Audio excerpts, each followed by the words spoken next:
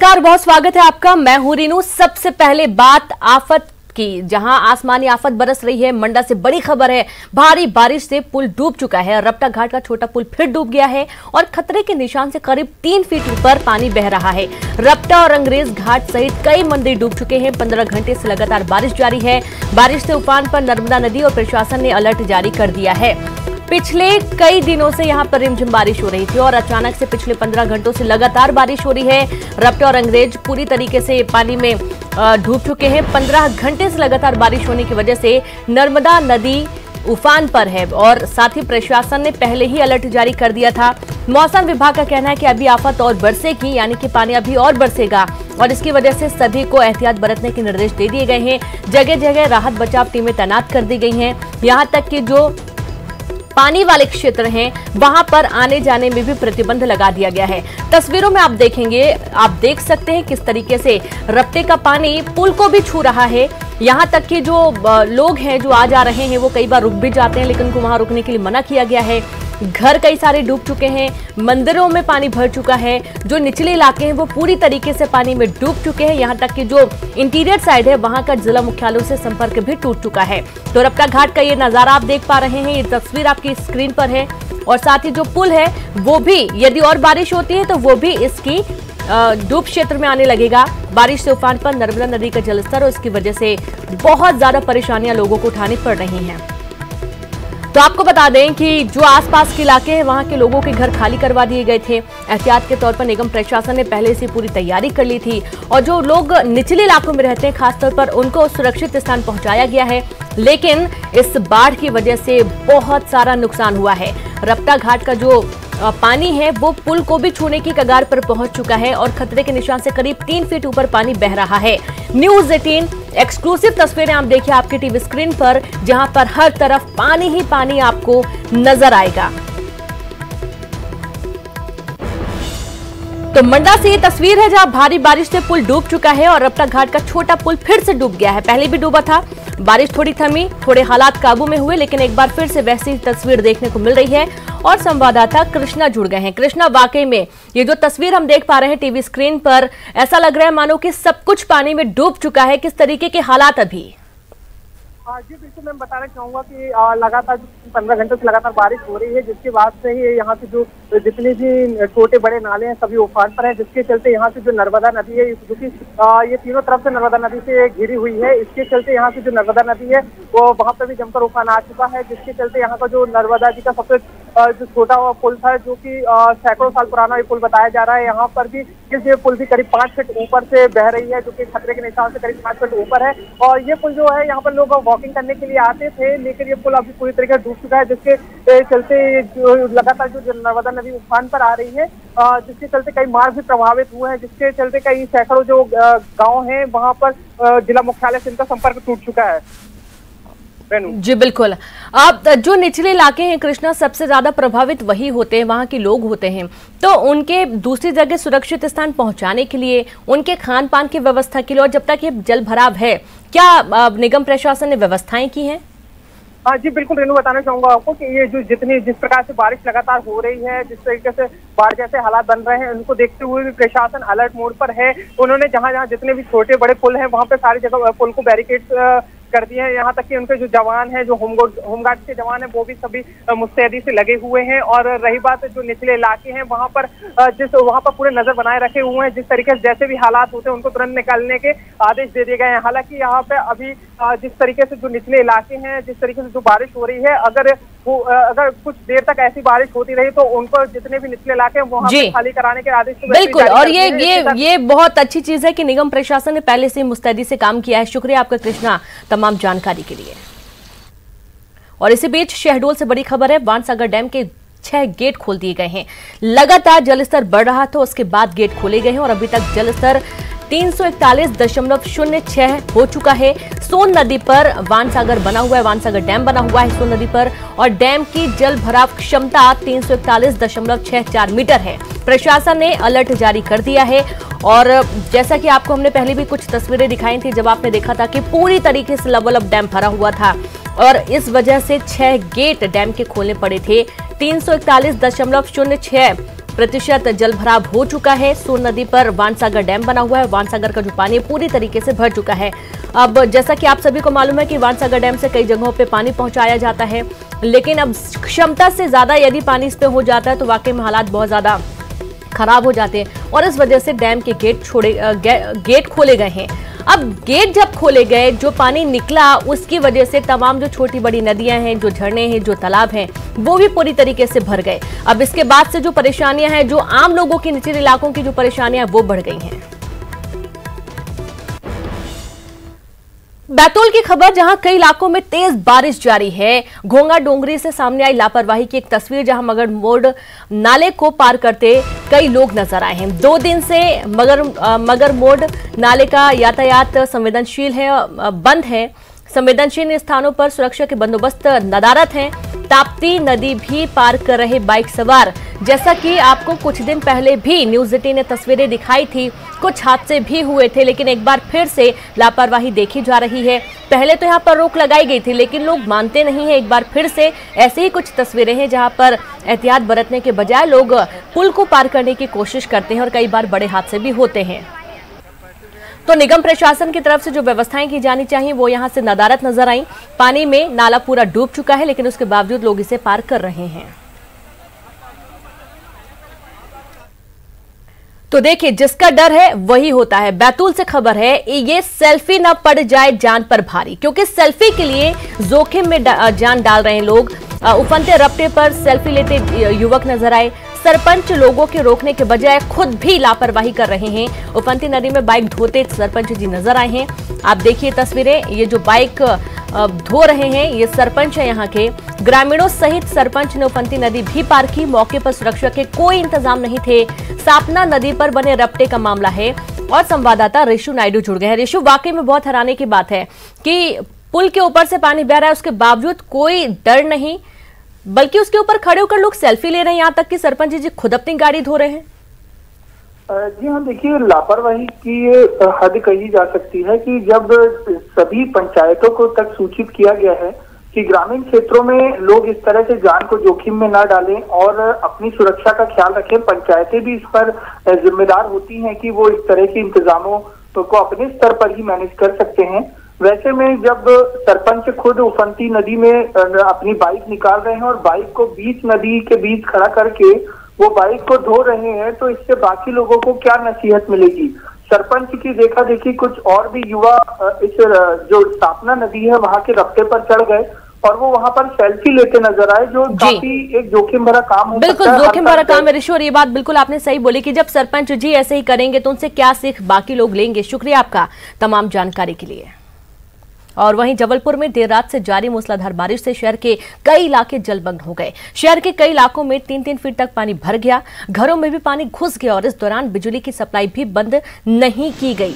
निगम और प्रशासन को लगातार जानकारी देने के बाद भी मदद के लिए कोई टीम इन इलाकों में नहीं पहुंची है। इस वजह से कई बड़े हादसे हो सकते हैं, क्योंकि शहर पूरा तालाब बन चुका है, घरों में पानी घुस चुका है। बिजली सप्लाई बंद नहीं होने के कारण कुछ बड़े हादसे पहले आपने देखे हैं, सुने हैं, और इसी का डर लोगों को बना हुआ है। देर रात से सुबह तक करीब 4 घंटे हुई मूसलाधार बारिश के चलते पूरा शहर पानी पानी हो चुका है। देख सकते हैं इस वक्त हम शहर के हृदय स्थल सिविक सेंटर में मौजूद हैं, जहां पर दूर दूर तक आप देख सकते हैं मानो तालाब सा नज़ारा है। ये शहर का हृदय स्थल कहा जाता है। पास ही यहाँ पर दवा बाजार है, कई एमएनसीज के ऑफिस हैं, कई सरकारी दफ्तर हैं, लेकिन आप देख सकते हैं कि यहाँ तालाब सा नज़ारा बना हुआ है। अमूमन जितने लोग यहाँ पे आ जा रहे हैं वो अपनी जान जोखिम में ही डाल के आ जा रहे हैं, आवागमन कर रहे हैं। समझ सकते हैं कि पानी की निकासी की एक बहुत बड़ी समस्या यहाँ लंबे अरसे से रही है, जो अब तक सॉल्व नहीं हो पाई है। निगम का अमला अब जाके करीब 10 घंटे बाद जागा है और यहाँ उनके वाहन एकाएक कर आ रहे हैं, लेकिन फिर भी पानी निकासी अभी भी 2-3-4 घंटे के अंतराल में भी नहीं हो पाई है। समझ सकते हैं कि अभी तक बारिश उतनी झमाझम नहीं हुई थी, लेकिन झमाझम बारिश की पहली ही खेप में नगर निगम के तमाम दावों की जो पोल है वो खुल चुकी है। समझ सकते हैं लॉकडाउन था, नाले की साफ सफाई के लिए पर्याप्त समय था, पर्याप्त अमला था, लेकिन इसके बावजूद बड़े बड़े हों या छोटे नाले हों, इनकी सफाई की ओर कोई ने ज्यादा ध्यान नहीं दिया। नतीजा हमारे सामने है कि चंद घंटों की बारिश में पूरा शहर पानी पानी हो चुका है। कैमरा पर्सन वीरेंद्र मिश्रा के साथ प्रतीक अवस्थी, न्यूज़ 18 जबलपुर। और जबलपुर से खबर, जहां गरीबों के लिए आफत बनी बरसात। बादशाह हलवाई मंदिर के पास कई मकान गिर गए, 6 से ज्यादा झोपड़ियां टूट गईं, सुध लेने नहीं पहुंचे प्रशासनिक अधिकारी। देखिए, इतना बड़ा हादसा हो गया है, लेकिन कोई भी प्रशासनिक अधिकारी मौके पर नहीं पहुंचा है, जबकि यहां पर कई मकान गिर गए हैं, 6 से ज्यादा झोपड़ियां टूट गई हैं और प्रशासनिक अधिकारी एक भी यहां पर नजर नहीं आया। तस्वीरें आपके टीवी स्क्रीन पर हैं। बड़ी खबर है जबलपुर से। पानी घुस गया था तीनों कमरे में, पूरा पानी हम लोग फेंके रहे पूरी रात। इस बार भी पूरे घर में पानी घुसा था, पूरा घर गिर गया। हमारे पूरे खाने पीने की सामग्री पूरी बह गई। हम लोग की शक्कर, चाय पत्ती, तेल से लेके कुछ भी नहीं बचा। पूरे का पहनने के, ओढ़ने दसाने के सारे कपड़े डूब गए। हम लोग को पहनने तक के लिए कपड़ा तक नहीं बचा, खाने के।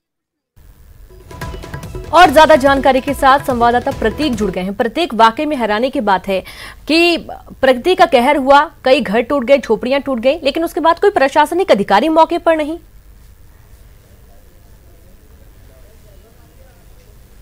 देखिए, बेशक रीनू, चूंकि आफत की बारिश जो है वो बरसी है देर रात से।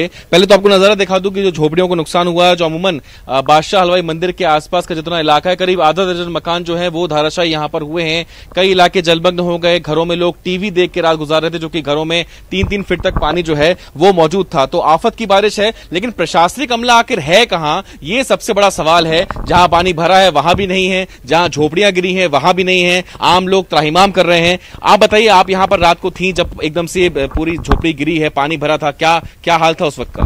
ये रात में 1:30 बजे रात पूरे ही घर में ऐसे पानी गिरा हुआ है। चाचा हमारे सो रहे थे, तो जैसे दीवार गिरी तो हम लोगों ने उनको खींच के निकाला है। कुछ भी नहीं बचा है, ना खाने पीने की सामग्री, ना पहनने ओढ़ने की, एक गमछे से बसेंगे। कोई ऐसी स्थिति नहीं है कि कोई कमाने वाला है व्यक्ति हमारे यहाँ या कुछ ऐसा, कोई भी सहारा नहीं हम लोग। बड़ा नुकसान, कितना नुकसान हुआ है करीब? कम से कम होगा तो 1 लाख 2 लाख का नुकसान तो देखिए आपके सामने ही है। पूरा ही 3 प्रशासन को अमला पहुंचा आपके पास अब तक मदद के लिए? नहीं, कोई हमला नहीं हुआ। सुबह से हम लोग ऐसे ही हैं, भूखे प्यासे। छोटे छोटे बच्चे थे इनके, हमारे भाभी के, हमारा भाई भी नहीं है, अभी नई शादी हुई, खत्म हो गया हमारा जवान भाई। उनके छोटे छोटे बच्चे नानी के यहाँ भी जो आए हैं। बेशक आसमान से जो बारिश रीनू जो हुई है, कहीं ना कहीं मुसीबत इन पर टूट पड़ी है। देख सकते हैं कि यहाँ पे खाने पीने की सामग्री भी इनके पास नहीं बची है, लेकिन हैरत है कि प्रशासन का कोई नुमाइंदा अब तक यहाँ नहीं पहुंचा है, ना ही इनकी मदद के लिए कुछ इन्हें सुविधाएं पहुंचाई गई है, ना ही इनके हालचाल यहाँ पर लिए गए हैं। कई इलाके जलमग्न हो गए, शहर का हृदय स्थल जलमग्न हो गया। तो आखिर 4 घंटे की बारिश में त्राहिमाम समझ गया शहर में। तो कैसे इंतजाम हैं स्टॉर्म वाटर ड्रेनेज के, ये भी हम समझ सकते हैं। और आपदा के रूप में अगर क्या कुछ व्यवस्थाएं थी, तमाम जो दावे किए गए थे वो सब बिल्कुल। और न्यूज 18 इस पर पूरी तरीके से मुस्तैद है। कोशिश की जा रही तमाम जो प्रशासनिक अधिकारी हैं उन तक ये तस्वीरें पहुंचाई जाए और उनको बताया जाए कि प्रत्येक व्यक्ति की अपनी एक अलग ही समस्या है। शुक्रिया प्रत्येक, तमाम जानकारी के लिए, तस्वीरें दिखाने के लिए। और इसी बीच एक अहम जानकारी आपको हम दे दें कि जिस तरीके से बारिश हो रही है, आप प्रत्येक व्यक्ति की समस्याएं जब सुनने जाएंगे ना, तो आपको एक अलग ही कहानी, अलग ही किस्से सुनने को मिलेंगे। और वो सुनकर आंखों में आंसू ना आ जाए तो कहिए, क्योंकि बाढ़ ऐसी आई है कि घर तक घुसा पूरा सामान बहाकर साथ में ले गया। कुछ तस्वीरें ऐसी भी हैं कि कुछ लोगों के तो घर का सामान एक भी नहीं मिल पाया है। और ये पूरे प्रदेश की जो तस्वीर है, हम आपको 4 तस्वीरों के माध्यम से दिखाने की कोशिश कर रहे हैं। मंडला, शहडोल, बैतूल और साथ ही जबलपुर, ये 4 तस्वीरें जहां पर भारी तबाही हुई है बारिश की वजह से। खासतौर पर गरीबों को बहुत ज्यादा नुकसान हुआ है।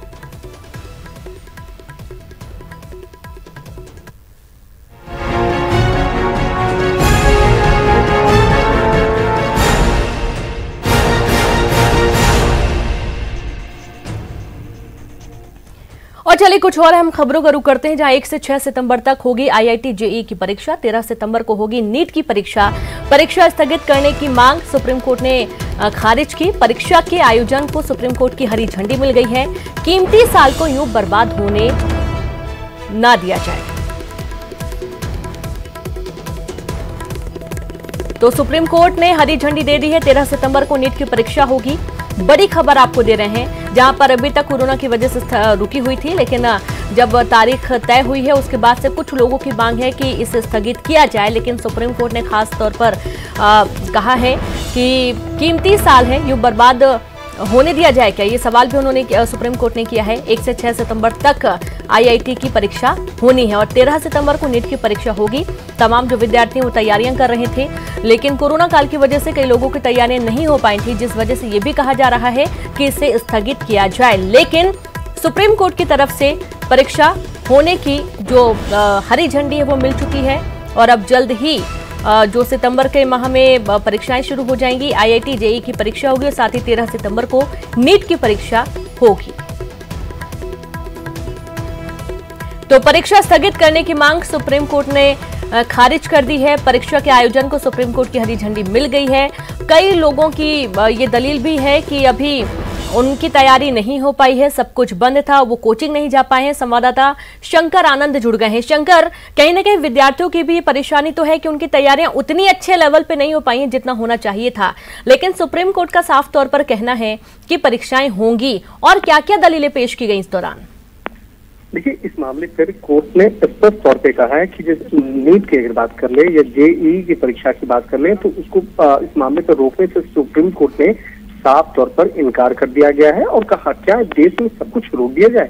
तो एक तरह से कहा जा सकता है कि इस मामले की जो गंभीरता है उसको समझा जा सकता है कि कोर्ट का जो एक इस मामले पर जो याचिका दायर की गई थी कोर्ट में उसको साफ तौर पर इनकार कर दिया गया है। अगर JEE की मेन परीक्षा की अगर बात करें तो 1 से 6 सितंबर के बीच में होनी थी, जबकि नीट की परीक्षा 13 सितंबर को होनी थी। और इस मामले पर जो सुप्रीम कोर्ट में जो याचिका दायर की गई थी 11 छात्रों की तरफ से सुप्रीम कोर्ट में इस याचिका को दायर किया गया था और इसमें कहा गया था कि अभी तमाम जो सिचुएशंस हैं वो बहुत ज्यादा अच्छे नहीं हैं, लिहाजा इस मामले की गंभीरता को देखते हुए इसे रद्द किया जाए। लेकिन कोर्ट ने स्पष्ट तौर पर कहा कि देश भर में 15 लाख से अधिक छात्रों ने नीट परीक्षा के लिए रजिस्ट्रेशन कराया है, पंजीकरण कराया है। यह परीक्षा भारत के चिकित्सा महाविद्यालयों में प्रवेश पाने का रास्ता है। वहीं 9 लाख से अधिक छात्रों ने JEE मेन परीक्षा के लिए आवेदन किया है, जिसके जरिए IIT को छोड़कर अन्य सभी इंजीनियरिंग परीक्षा में प्रवेश होता है। चलिए, बिल्कुल शंकर, आपका बहुत बहुत शुक्रिया तमाम जानकारी के लिए। तो सुप्रीम कोर्ट ने साफ तौर पर पूछा है कि क्या समय बर्बाद किया जाए और तय कर दी हैं तारीखें और एग्जाम होने हैं। और इसी बीच एक और अहम खबर का रुख करेंगे, जहां ग्वालियर से बड़ी खबर है। जिला अदालत को सील कर दिया गया है। जिला अदालत के 8 कर्मचारी कोरोना पॉजिटिव पाए गए हैं, जिसकी वजह से जो जिला अदालत है उसे सील करना पड़ा। 22 अगस्त तक जिला अदालत को बंद रखा जाएगा, सील रखा जाएगा। आज कोर्ट खुलना था, कई सारे आवेदन लगे हुए थे, कई सारे मुद्दों पर सुनवाई होनी थी, लेकिन कोर्ट नहीं खुला क्योंकि 8 कर्मचारी कोरोना पॉजिटिव पाए गए और इसकी वजह से 22 अगस्त तक जिला अदालत को सील किया गया है। ब्रेक के बाद एक बार फिर से आप सभी का स्वागत है। पूर्व केंद्रीय मंत्री और भाजपा के राज्यसभा सांसद ज्योतिरादित्य सिंधिया आज से 2 दिवसीय इंदौर उज्जैन के दौरे पर रहेंगे। मध्य प्रदेश में 27 सीटों पर होने वाले उपचुनाव को देखते हुए सिंधिया का यह दौरा महत्वपूर्ण माना जा रहा है। अपने प्रवास के दौरान इंदौर और उज्जैन में वे कई भाजपा नेताओं से उनके घर जाकर मुलाकात करेंगे। इनमें सुमित्रा महाजन और कैलाश विजयवर्गीय भी शामिल हैं और सबसे पहले वो उज्जैन जाएंगे, जहां महाकाल की पूजा अर्चना करेंगे। साथ ही शाही सवारी में भी शामिल होंगे और उसके बाद वे इंदौर आएंगे।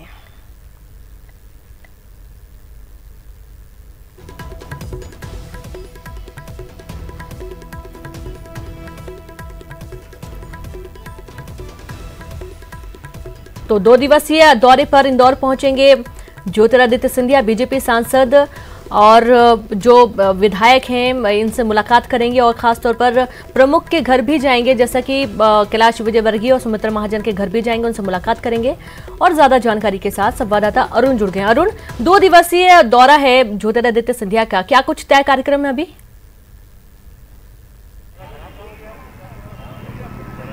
बिल्कुल, देखिए ज्योतिरादित्य सिंधिया इंदौर एयरपोर्ट पर उतर चुके हैं और वो इस एयरपोर्ट के अंदर है। आप देख सकते हैं भारी सुरक्षा बल यहाँ पर तैनात किए गए हैं। बड़ी संख्या में बीजेपी के नेता और कार्यकर्ता भी एयरपोर्ट के बाहर आपको दिखाई दे रहे होंगे। जो मैं कहूँगा कैमरामैन से इस तरफ तस्वीरें जरा दिखाएं कि बीजेपी की बड़ी संख्या में नेता पर पहुंचे हैं। वो यहाँ से सीधे उज्जैन जाएंगे। उज्जैन में वो उज्जैन के जो सांसद हैं अनिल फिरोजिया, उनके घर पहुंचेंगे। उसके बाद वो उच्च शिक्षा मंत्री मोहन यादव हैं, उनके घर जाएंगे। और जो बीजेपी के विधायक हैं पारस जैन, उनके घर पर भी वो जाएंगे। इसके बाद वो राम घाट पर बाबा महाकाल की आरती और पूजा अर्चना करेंगे राम घाट पर। उसके बाद उनका इंदौर आने का कार्यक्रम है। इंदौर में वो बीजेपी ऑफिस में जाएंगे। 1 घंटे तक वो बीजेपी ऑफिस रहेंगे, बीजेपी कार्यकर्ताओं की मीटिंग लेंगे। लेकिन सबकी निगाहें जो लगी हुई हैं वो है कैलाश विजयवर्गीय और सिंधिया की मुलाकात पर, क्योंकि MPCA में दोनों लोग धुर विरोधी रहे हैं, एक दूसरे के खिलाफ चुनाव लड़ते रहे हैं। और यही कारण था कि जब वो आपस में मिलेंगे तो क्या बातचीत होगी, क्या नए समीकरण मालवा के बनेंगे, इस पर सबकी निगाहें लगी हुई हैं। लेकिन हम आपको बता दें कि कैलाश विजयवर्गीय अभी कोलकाता में है, वो अभी इंदौर नहीं पहुंचे हैं और 50-50 चांस उनके इंदौर पहुंचने के लग रहे हैं। ऐसे में फिर उनके घर जाने का जो कार्यक्रम है वो बदल सकता है, या कैलाश विजय जब उनके घर जाएंगे तो सिर्फ उनके जो बेटे विधायक हैं आकाश विजयवर्गीय से उनकी मुलाकात हो पाएगी।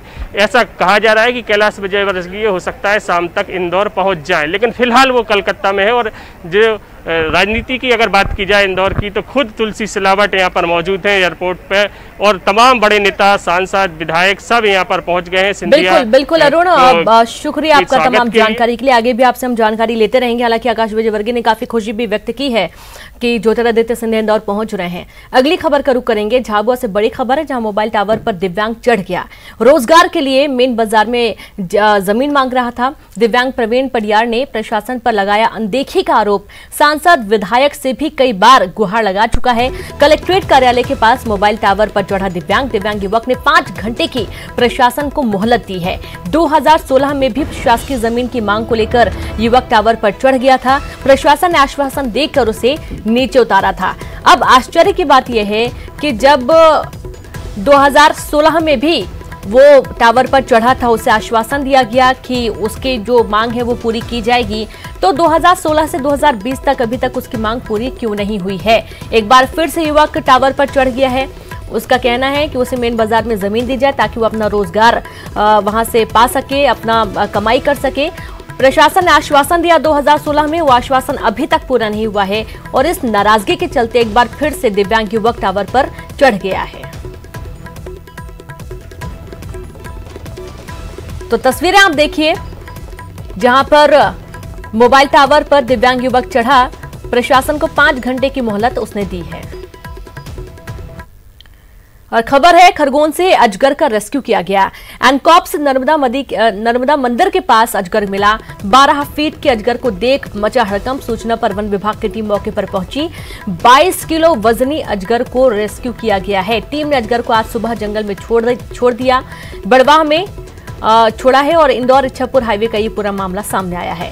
बारिश हो रही है, बारिश होने की वजह से जगह जगह पानी भर जाता है। उसकी वजह से जो जमीन पर जीव जंतु रहते हैं वो बाहर निकल आते हैं, रिहायशी इलाकों में पहुंच जाते हैं। और यही एक कारण है कि एक बार फिर से ऐसी कुछ तस्वीर देखने को मिली है जब अजगर नजर आया। और जैसे ही अजगर नजर आया, लोगों की सांसें फूल गई, लोग डर गए।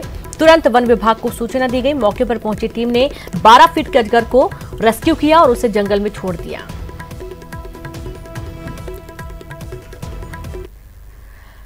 गुना से खबर, नेशनल हाईवे 46 पर बड़ा हादसा हुआ। रोड से फिसली बस, रोड पर बने डिवाइडर से बस टकरा गई। बाल बाल यात्री बचे हैं। यात्रियों को सुरक्षित बाहर निकाल लिया गया। आवन गांव के पास यह हादसा हुआ। राघोगढ़ थाना इलाके का ये पूरा मामला सामने आया। तो गनीमत ये रही कि सभी लोग सुरक्षित हैं। हल्की फुल्की थोड़ी चोट आई है यात्रियों को, लेकिन बाकी सभी लोग सुरक्षित हैं। उन्हें सुरक्षित बाहर निकाल लिया गया। रोड पर बने डिवाइडर से बस टकरा गई और रोड से फिसल गई। यात्रियों को सुरक्षित बाहर निकाला गया। आवन गांव के पास से पूरा हादसा हुआ था। राघोगढ़ थाना इलाके का पूरा मामला, देर रात ये बड़ा हादसा हुआ, जहां पर बस को तो नुकसान हुआ है, लेकिन जितने भी यात्री थे वो सभी सुरक्षित हैं। हल्की चोटें आई हालांकि कुछ को, लेकिन बाकी सभी ठीक हैं। पन्ना टाइगर रिजर्व में एक और शावक नजर आया है। बाघिन T2 ने 9 महीने पहले शावकों को जन्म दिया था और अब तक उसके साथ 2 शावक ही देखे गए थे, लेकिन पार्क की महारानी कही जाने वाली T2 बाघिन अब 3 नन्हे शावकों के साथ देखी जा रही है। टाइगर रिजर्व प्रबंधन ने इसकी पुष्टि की है। पार्क प्रबंधन के मुताबिक T2 बाघिन 2010 में बाघ पन्ना लाई गई थी। तो T2 बाघिन के साथ पहले 2 शावक ही नजर आते थे, लेकिन अब 3 शावक नजर आ रहे हैं। और पन्ना से खबर है जहां पर कहीं ना कहीं जो पार्क प्रबंधन है वो नजर बनाए हुए है।